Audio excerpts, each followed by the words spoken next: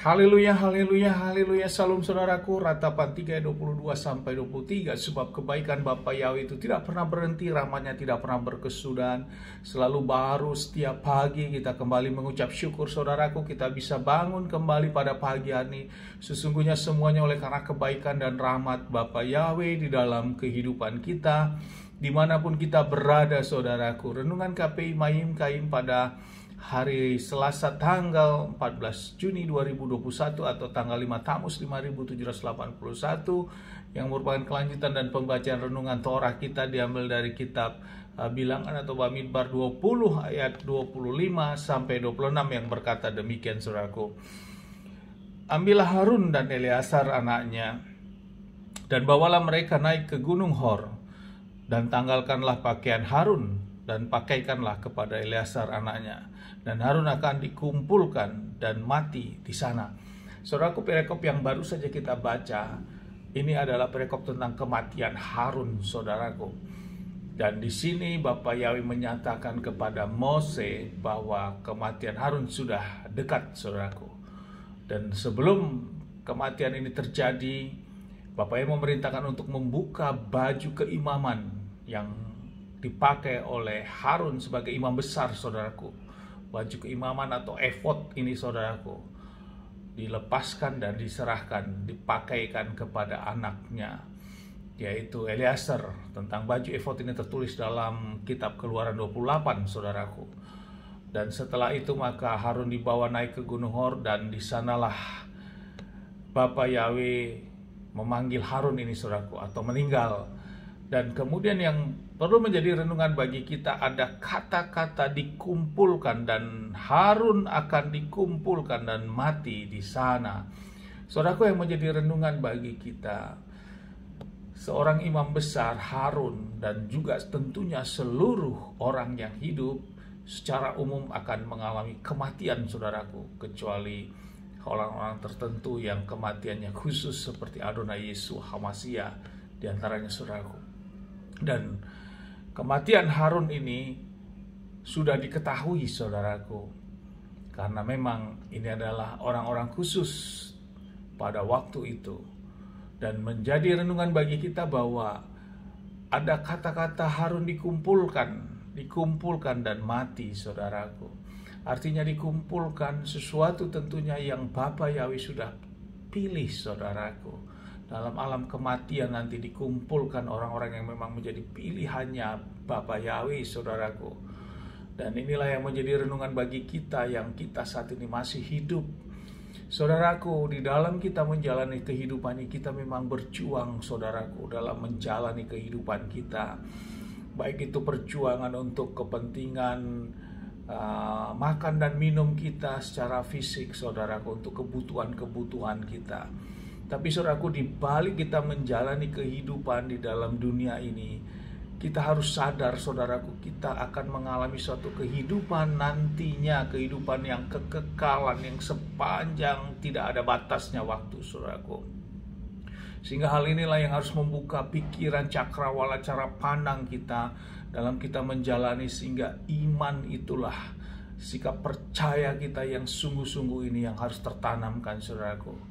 Dan inilah strategi setan berupaya untuk mencabut hal ini, menutup hal ini, dan mengkaburkan hal ini dalam kehidupan manusia. Sehingga manusia itu sibuk untuk mencari uang, bekerja, dan dia tidak memikirkan tentang bagaimana kehidupannya nantinya, saudaraku.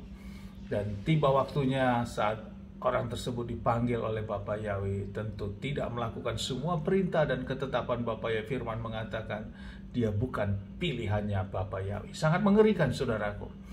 Mari, saudaraku, masih ada waktu yang Bapa Yahweh berikan bagi Bapak, Ibu, dan kita semua untuk kita hidup, dikembalikan dalam pertobatan dan masuk dalam kebenaran dan melakukan firman Bapa Yahweh.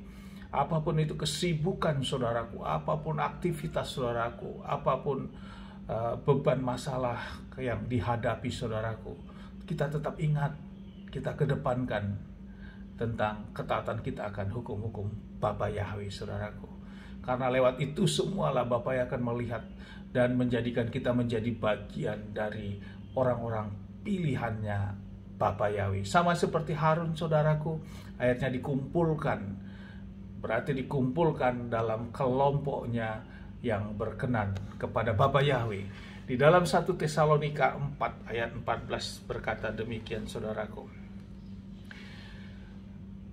Ayat 14, 1 Tesalonika 4 ayat 14. Sebab jika kita percaya bahwa Yesua HaMasiah telah mati dan telah bangkit kembali, demikian juga Elohim akan membawa bersama mereka yang telah meninggal melalui Yesua HaMasiah, membawa mereka di dalam kitab suci lembaga Alkitab Indonesia, mengumpulkan, dikatakan di sana, percaya dan akan Yesua HaMasiah yang telah bangkit, maka akan dikumpulkan bersama, Bapa akan mengumpulkan bersama dengan dia. Jadi sama juga, saudaraku, bagi kita yang percaya kepada Adonai Yesus HaMasiah yang sudah mati, yang disalib, mati dan bangkit pada hari ketiga. Kita juga di 1 Tesalonika 4 ayat 14 ini kita dikumpulkan bersama dengan dia. Haleluya, saudaraku. Untuk itu kita jangan kendor, saudaraku. Untuk kita mau sungguh-sungguh, karena upah kesungguhan kita, semua yang kita lakukan, Bapa yang memperhitungkan itu, saudaraku. Untuk apa? Untuk Bapa Yahweh memanggil kita dalam bagian orang-orang pilihannya nantinya, saudaraku, untuk masuk bersama-sama leluhur-leluhur kita di tempat keabadian Yerusalem baru, Samaim, saudaraku. Mari sama-sama kita berjuang, saudaraku.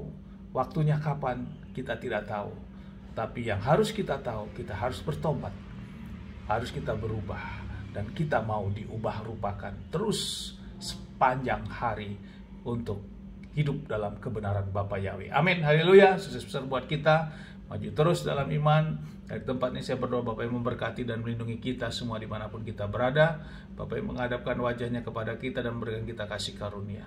Bapa Yahweh memberkati kita dimanapun Bapak Ibu berada. Apa yang kita kerjakan, apa yang kita lakukan, semuanya akan menjadi berhasil, dan kita orang-orang yang percaya kepada Bapa Yahweh dan mau melakukan firman-Nya, kita tidak dipermalukan, saudaraku, dan hidup kita diberkati. Amin, haleluya. Shalom, saudaraku.